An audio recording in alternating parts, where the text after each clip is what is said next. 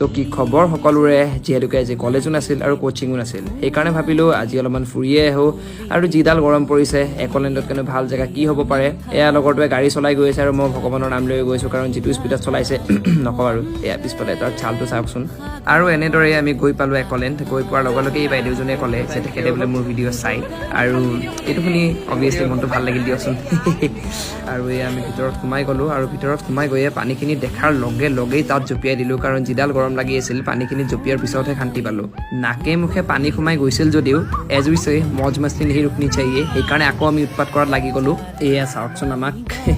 পুৰে দিন ধুম মচাও খাও পিও মজ বনাও উড়া ধমাল হে একলেণ্ড সবচে প্যাৰা একলেণ্ড এইটো উঠাৰ সময়ত কিন্তু একদম হাওঁফাওঁ ওলাই যোৱাৰ নিচিনা হৈ গৈছিলে আৰু এয়া চাওক মই কেনেকৈ গোৱাৰ বিচত বহাৰ নিচিনাখন এনেই ভাইবটো লৈ আছিলোঁ পানীৰ